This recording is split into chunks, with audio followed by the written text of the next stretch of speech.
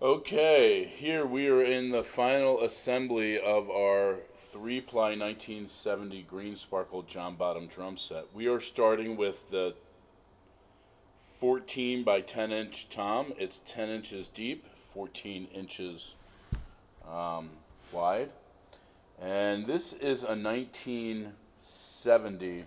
You can see it has a pristine badge. This is the badge to the shell. Um, what makes this unique is when these were wrapped, they were wrapped with just either down the line or a little bit of overlap. And why that's important is when the lug goes on, the seam doesn't split. All right. Now, there's a few things people don't know about these drums. What makes them really important is the re-rings. These are called the reinforcement rings. So what makes these drums different? These are maple, poplar, maple, 3-ply shells. They're really light. This is a Delmar 3-ply, a Delmar green sparkle. As you can see, it's perfect. It's really hard to find vintage shells with green sparkle because they faded, and when they faded to yellow. Um, One of the things we look for when we do these drums is to make sure that these heads float, meaning you can spin them around the shell and they're not really tight, so you can tell that these are correct, put together well. They have a great little scarf joint here. These edges, how they did it in 1970, was really unique to the year. These edges aren't cut. All these shells are original. You would find them just coming from the factory. And we're going to put it together now. And we're going to do actually a video for each one of these drums and the full setup. We got all the pieces ready to go. So this is the tom. As you can see, it's got the correct badge with the correct grommet. Sometimes people want to see the inside of the shell. Oh, let me move it around a little bit. There you go.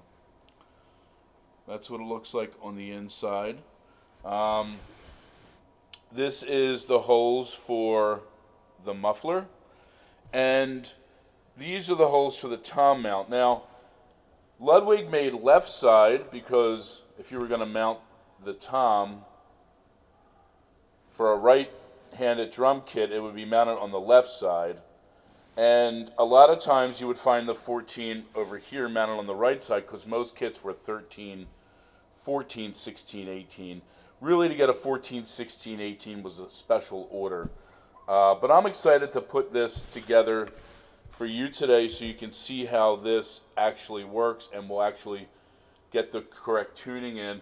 Here's all the pieces we're going to need. We need 12 lugs. What we did with each one of these lugs is we put a piece of foam or felt underneath and re-dipped each spring in rubber. This way we get rid of any annoying buzz. We have the 12 tension rods that have to go in. We have the 3-ply screws for the lugs. Each one of these screws, these tension rods, has a brass washer. That's how they made them back in the 70s. We have all those original parts. We have the tom mount here. We have the screws for those things and the muffler as well, along with the little screws as needed. And we have all the tools needed to put it together. There's a special way to mount this muffler with the little barrel to make sure it doesn't slide off once you have it on, and I'll show you how to do that. And then we use an electric screw gun to tighten the inside bolts for the lugs, and then we mount the tension rods by hand. So here is the drum. Whoever is going to buy this kit is hit the jackpot. This is absolutely beautiful. It's just as nice as the one we have set up in the other room. As you can see, this is mint as can be, just like it came out of the factory. So I'm going to switch the video around and get going. Okay, we are here putting together our 3-ply 1970 green sparkle John Bottom drum kit, and today we're putting together all the pieces for the 10 by 14. I always like to start with the muffler, and it's one of those things that can get a little bit awkward. Here we go. The little screws are going in, as you can see in here.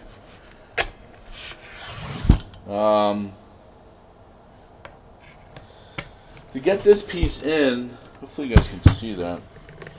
There's a little tiny washer that goes in, and then a little tiny screw that goes in as well. And that's why it's important to have all of your tools on hand, so we can just tighten that as quick as possible.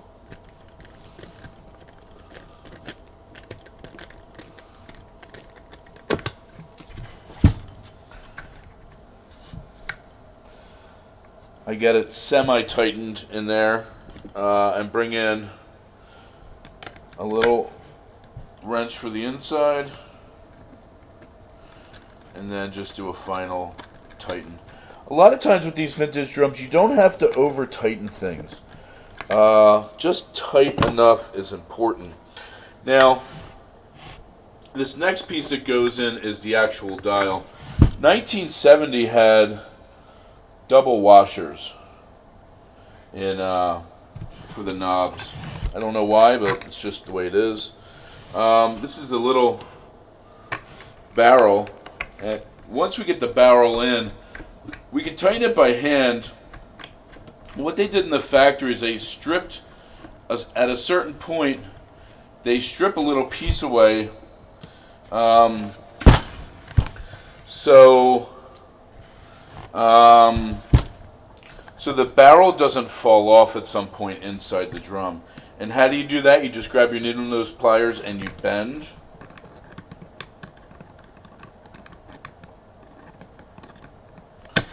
The tip, all you gotta do is go up and down a few times.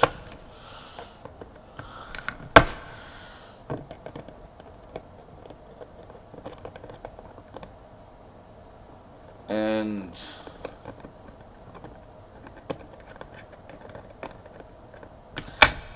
if you go up and down just a few times,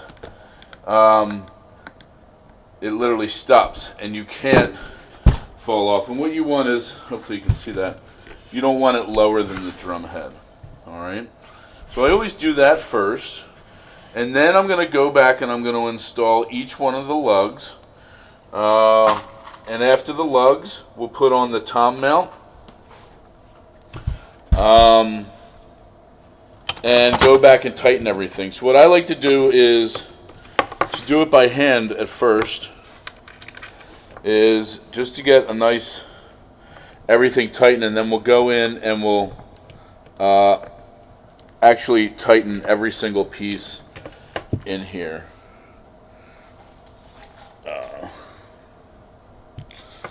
Okay. Alright, so what I do is I like to put two down, screw tightened one. Once you get past the first ones, it gets a little bit easier because of the stabilization. And then I do the other side as well, two pieces, upside down. Putting these things back together can be very tedious.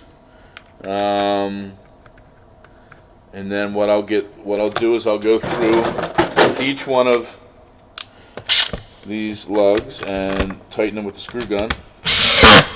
It's set to tension, so it's not too tight. And there you go. And then the rest are fairly simple after that. So, in just a few minutes, we'll have this assembled. What a lot of people don't know about these 3-ply drums is that they're very, very light. They're thin, they're light drums, they're not real heavy. The first time I got my hands on a 3-ply drum, I was surprised on how light it felt. It didn't really feel like anything. It felt like you could break it very easily, and that's really just not the case. These things are made incredibly well, and if they've lasted over 50 years,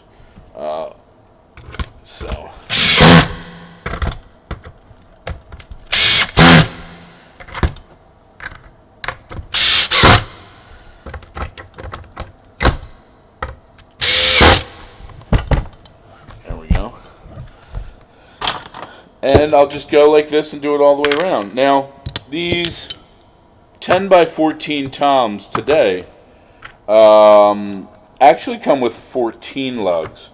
These have 12, 6 on the top, 6 on the bottom. The new ones have 8 on top, 8 on the bottom, which is interesting because during this time frame, if you got a 14 by 14 floor tom, they would have 8 lugs as well. So these are incredibly wonderful sounding toms. As you can hear in every Zeppelin song, these are incredibly special, but again, very, very rare. I might have missed laying out two. They're all right there. Okay. Any questions about this process? Any questions about putting together your own drums? Please let me know in the comments. I'm willing to help you out. I think people are selling videos now how to restore drums. We're not about selling anything. We just want to help out. Of course, we are going to sell this drum kit. So the suggestion always is put the nicest lugs around where the badge is going to be, because that's what you're going to see primarily. The guy that mentored me early on would tell me to start out with what I could, and over the years, as I bought new pieces, upgrade the hardware over time. So I've had the privilege to do that over the years with my own personal drum kit, and so it's one of the things I like to do now. You can see we're almost done. Just a matter of 10 or so minutes. You can have the tom fully assembled. And this is it stops turning after it gets to that spot. You can hear it. All right, these are our final two, and then we will put on the tom mount, and then I'll show you how I do the tension rods on each shell. Some of these 3-ply screws, when you look at them, they look like they're brand new. Other ones have some, it seems like they oxidized in different ways. I like finding them. I have boxes of these things just set aside. They're pretty cool to collect, to see the different looks over the years, you know, how these things would oxidize. Sometimes you find ones from the 60s that are painted white. It's really cool. Look, our lugs are mounted already. The muffler's on. Again, the badge is here, the muffler's here, and for a left side, the tom mount's over this side. And the way we do the tom mount is so it can be adjusted towards the drummer. Ludwig always sent out a little tiny mount, a little tiny bolt that you could screw and unscrew. I have one around here somewhere. The drums regularly, and we actually include one with the drum kit. I always thought it was cool to do this as well, to get a catalog, the old vintage catalogs that would have came with the drum as well, the drum set.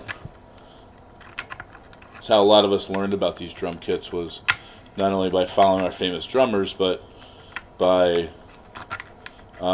looking in a catalog and really wanting to get what we saw. All right, so now I'm tightening the screws for the tom mount. These have washers, lock washers underneath each one of them, and then these big coin washers as well. And I'm not over tightening these. I'm just going to tighten to feel, and then I'm not going to go any further once it tells me to stop. We don't want to damage the drum in any way. And you can see we're good to go from here. What I'm going to do next is I'm going to put the drum heads on. We will start with the resonance side. The resonance side is ambassador coated. It's a 3-ply. I always like to mount the label of the shell to where the badge is going to be. And I do that on the top and I do that on the bottom as well, so I can know where everything is lined up. Again, these are really nice hoops, but generally I try to put the one that's nicer on top. And what I'll do is I'm going to put both of these on, and then we'll tighten from there. So I do tension rods to feel. I'm not using a dial tone or anything, and you'll see in a minute. I'm just putting these on to feel right now. We're going to go through and press on the head when we get closer.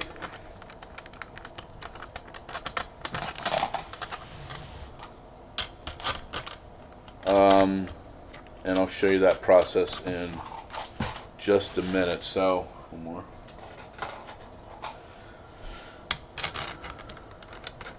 Now, we'll do a video just on tuning these drums, but it's important to recognize that first, before I even get a drum key to it, I'm tightening these down as tight as I can get them with my fingers alone.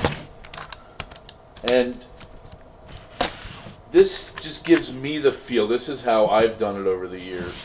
This gives me the feel to know the exact tension of what's going on that drum head. I like to work some things out. You'll hear a crack. Ready? You hear that crack a little bit? What I'm doing is just by hand, I'm tightening these, getting them as tight as could be by hand. And then we'll go through and tighten the rest of it up. We use Paiste drum key. Some people have speculated that this is what John would have used, him being a Paiste endorser,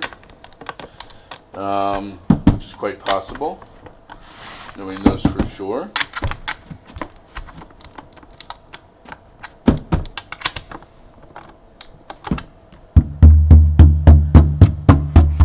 Okay. Sounds pretty good in there, just as a start. And then I'm going to go around and try to find the tension and work it out.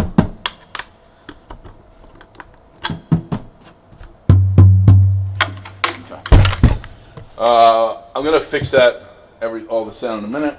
I just like to get both heads on to do it well. It's again vintage Emperor. We're here on the top.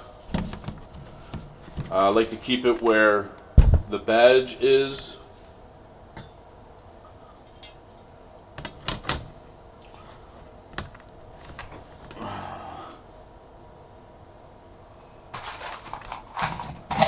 And repeat the process for the top.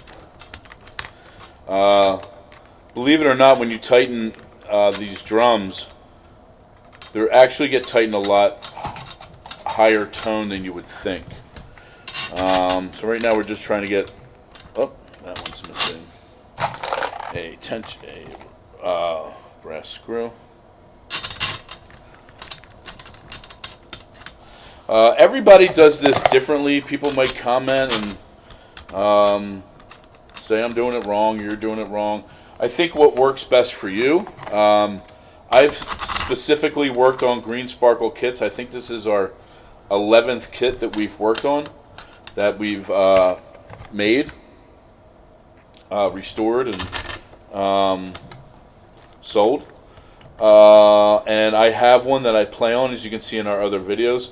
So all I really do is operate on these drums specifically over the years. So I can tell you what's worked for me and what hasn't. This is the method that I've always come back to. Again, getting them tightened as much as I can with my hand, and then going back with the, you can see just with a little bit of tension, these already sound pretty darn good. So I'll do another video on tuning, but I just wanted to say, hey, here is the finished product. See, it's beautiful. This is your 14 by 10 John Bonham tom, one you hear on rock and roll and all your favorite songs. Enjoy.